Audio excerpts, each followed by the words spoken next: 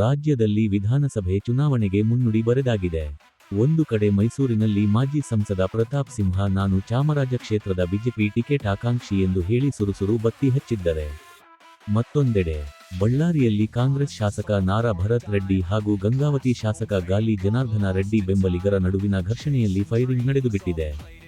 ಮೈಸೂರಿನ ಚಾಮರಾಜ ಕ್ಷೇತ್ರದಲ್ಲೀಗ ಕಾಂಗ್ರೆಸ್ ಶಾಸಕರಿದ್ದಾರೆ. ಇದರಿಂದಾಗಿ ಬಿಜೆಪಿ ಮೈಸೂರು ಕೊಡಗು ಕ್ಷೇತ್ರದ ಮಾಜಿ ಸಂಸದ ಪ್ರತಾಪ ಸಿಂಹ ಅವರಿಗೆ ಮಣೆ ಹಾಕುತ್ತಾ ಅಥವಾ ಕಳೆದ ಚುನಾವಣೆಯಲ್ಲಿ ಸೋತಿರುವ ಎಲ್ ನಾಗೇಂದ್ರ ಅವರಿಗೆ ಮತ್ತೆ ಟಿಕೆಟ್ ನೀಡುತ್ತಾ ಎಂಬುದು ಚುನಾವಣೆ ಹತ್ತಿರ ಬಂದಾಗಲೇ ತಿಳಿಯಲಿದೆ. ಮತ್ತೊಂದೆಡೆ ಬಳ್ಳಾರಿ ದಳ್ಳೂರಿ ರಾಜ್ಯ ರಾಜಕೀಯವನ್ನು ಬೆಚ್ಚಿ ಬೀಳಿಸಿದೆ. ಕರ್ನಾಟಕದಲ್ಲಿ ರಾಜಕೀಯ ಈ ಮಟ್ಟಿಗೆ ಇದೆಯಾ ಎಂಬ ಚರ್ಚೆ ಹುಟ್ಟು ಹಾಕಿದೆ. ಯಾಕೆಂದರೆ ಕಾಂಗ್ರೆಸ್ ಶಾಸಕ ನಾರಾ ಭರತ್ ರೆಡ್ಡಿ ಹಾಗೂ ಗಂಗಾವತಿ ಬಿಜೆಪಿ ಶಾಸಕ ಮಾಜಿ ಸಚಿವ ಗಾಲಿ ಜನಾರ್ದನ ರೆಡ್ಡಿ ಬೆಂಬಲಿಗರ ನಡುವೆ ನಡೆದ ಘರ್ಷಣೆಯಲ್ಲಿ ಎಲ್ಲ ಅಸ್ತ್ರಗಳು ಪ್ರಯೋಗವಾಗಿವೆ.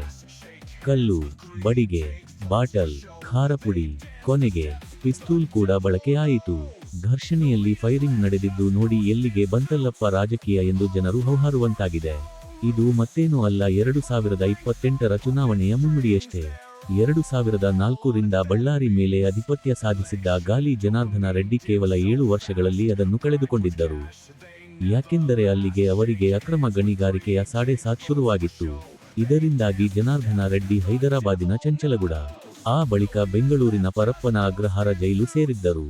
2015ರಲ್ಲಿ ಜೈಲಿನಿಂದ ಹೊರಬಂದರೂ ಜನಾರ್ದನ ರೆಡ್ಡಿ ಬಳ್ಳಾರಿ ಪ್ರವೇಶಕ್ಕೆ ಸುಪ್ರೀಂಕೋರ್ಟ್ ನಿರ್ಬಂಧ ವಿಧಿಸಿತ್ತು. ಆ ಬಳಿಕ ಮಗಳ ಮದುವೆ ಸೇರಿದಂತೆ ನಾನಾ ಕಾರಣಗಳಿಂದಾಗಿ ಜನಾರ್ದನ ರೆಡ್ಡಿ ಬಳ್ಳಾರಿಗೆ ಬಂದಾಗಲೆಲ್ಲ ಅವರಿಗೆ ಗತ ವೈಭವ ನೆನಪಾಗುತ್ತಿತ್ತು. ಮತ್ತೆ ಬಿಜೆಪಿ ಸೇರ್ಪಡೆಯಾಗುವ ಆಕಾಂಕ್ಷೆ ಹೊರಹಾಕುತ್ತಿದ್ದರು. ಆದರೆ ಬಿಜೆಪಿಯ ಸುಪ್ರೀಂ ಕಮಾಂಡರ್ನಂತಿರುವ ಅಮಿತ್ ಶಾ ಜನಾರ್ದನ ರೆಡ್ಡಿಗೂ ನಮಗೂ ಸಂಬಂಧವೇ ಇಲ್ಲ ಎಂದು ಬಿಟ್ಟರು. ಜನಾರ್ದನ ರೆಡ್ಡಿ ಎಷ್ಟು ಹಠವಾದಿ ಎಂದರೆ ಬಳ್ಳಾರಿ ಜಿಲ್ಲೆಗೆ ಹೊಂದಿಕೊಂಡಿರುವ ಗಂಗಾವತಿಯಲ್ಲಿ ಅಖಾಡಕ್ಕಿಳಿದರು. ಅದಕ್ಕಾಗಿ ಕೆಆರ್ಪಿಪಿ ಎಂಬ ಪಕ್ಷವನ್ನು ರೆಡಿ ಮಾಡಿಕೊಂಡರು. ರಾಜಕೀಯದಲ್ಲಿ ಇರುವವರಿಗೆ ಚೆನ್ನಾಗಿಯೇ ಗೊತ್ತಿತ್ತು ಗಂಗಾವತಿ ಹಾಗೂ ಕೆಆರ್ಪಿಪಿ ಎರಡೂ ಜನಾರ್ದನ ರೆಡ್ಡಿ ಅವರ ತಾತ್ಕಾಲಿಕ ಟೆಂಟ್ಗಳೆಂದು. ಯಾಕೆಂದರೆ ಜನಾರ್ದನ ರೆಡ್ಡಿ ತಲೆಯಿಂದ ಬಳ್ಳಾರಿ ಹಾಗೂ ಬಿಜೆಪಿ ಎರಡೂ ಹೋಗಿರಲಿಲ್ಲ. ಗಂಗಾವತಿಯಿಂದ ತಾವು ಶಾಸಕರಾಗಿದ್ದಲ್ಲದೆ ಬಳ್ಳಾರಿ ಗ್ರಾಮೀಣದಲ್ಲಿ ಮಾಜಿ ಮಂತ್ರಿ ಬಿ ಶ್ರೀರಾಮುಲು ಹಾಗೂ ಅವರ ಅಳಿಯ ಕಂಪ್ಲಿಯ ಟಿ.ಎಚ್. ಸುರೇಶ್ ಬಾಬು ಸೋಲಿನಲ್ಲಿ ಪರೋಕ್ಷವಾಗಿ ಪಾತ್ರ ವಹಿಸುವ ಮೂಲಕ ಬಿಜೆಪಿಗೆ ಶಾಕ್ ನೀಡಿದ್ದರು. ಅಲ್ಲಿಗೆ ಬಿಜೆಪಿಯು ಜನಾರ್ದನ ರೆಡ್ಡಿಗೆ ಶರಣಾಯಿತು. ನಮ್ಮೊಂದಿಗೆ ಹೆಜ್ಜೆ ಹಾಕು ಎಂದು ಪಕ್ಷಕ್ಕೆ ಸೆಳೆದುಕೊಂಡಿತು. ಅಲ್ಲಿಗೆ ಕೆಆರ್ಪಿಪಿ ಅಸ್ತಿತ್ವ ಕೊನೆಗೊಂಡಿತು. ಇನ್ನು ಜನಾರ್ದನ ರೆಡ್ಡಿ ತಲೆಯಲ್ಲೀಗ ಬಳ್ಳಾರಿ ತುಂಬಿಕೊಂಡಿದೆ.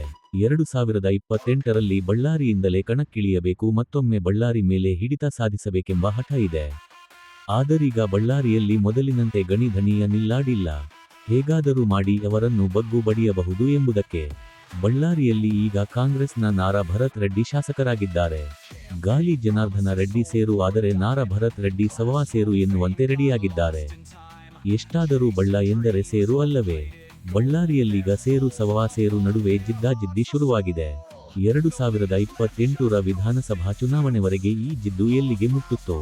ಯಾಕೆಂದರೆ ಇಬ್ಬರ ಜಿದ್ದಾಜಿದ್ದಿಯಲ್ಲಿ ಇದೀಗ ಒಂದು ಹೆಣ ಬಿದ್ದಿದೆ. ಯಾವುದಕ್ಕೂ ಬಳ್ಳಾರಿ ಜನರು ಎಚ್ಚರಿಕೆಯಿಂದ ಇರಬೇಕಿದೆ.